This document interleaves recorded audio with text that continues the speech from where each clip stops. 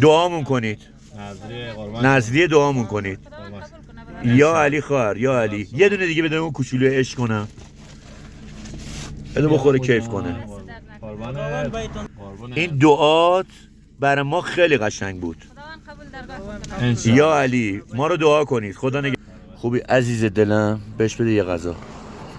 اما این دعا کن. عشق منی. خدا بیا عمو. بده بهش غذا رو. دعا کن.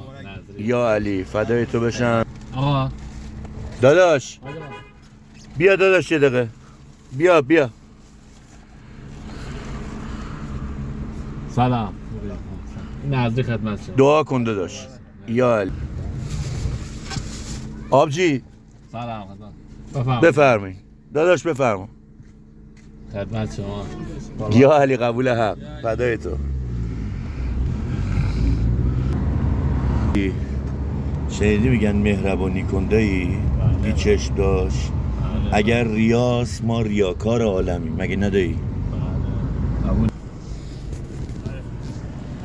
داداش جان سلام خوبی؟ خدمت شما نزدیک. بیا عزیزم. یا علی خداحافظ. بیا قربونت برم. بیا. سلام. نزدیک خدمت. یا علی فدای تو.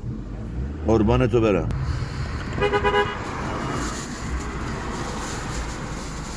اصلا اومد دایی، اصلا اومد.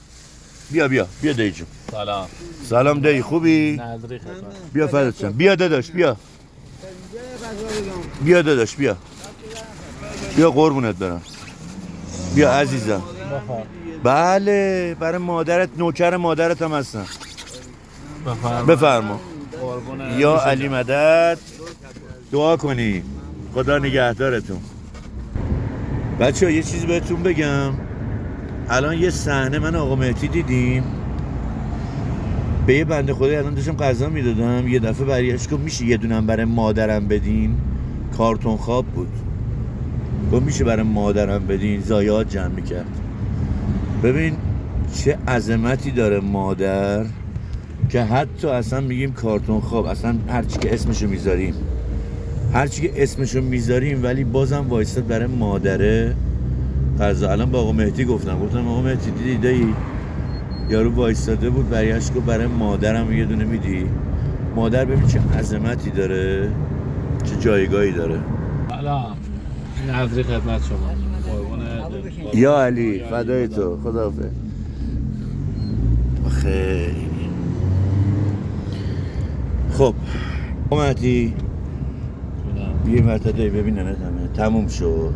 الحمدلله قبول بشین ان شاء الله. خدا رو شکر تموم شد. اگر ریاس من ریاکار عالمم. این فرهنگ رو یاد بگیریم. فرهنگ کمک کردن رو. سلام. داداش نوکرتم. یا علی خداحافظ. خب پس چی شد؟ اگر ریاس من ریاکار عالمم. این ریاکاری رو یاد بگیرید. مهربانی رو یاد بگیریم. کمک کردن رو یاد بگیریم. یه غذایی بود به لطف خانواده لطف کردن، همه زحمت کشیدن پختن، ما اومدیم پخش کردیم که بگیم حتی در روزهای خوشی هم میشه حال دل خیلی ها رو خوش کرد. ما تو منطقه قرچک ورامین، منطقه روستای جیتو، آدم های فقیر تو زیاد هستن، میشه کمک کرد. یا علی انشالله که این فرهنگ جا بیفته.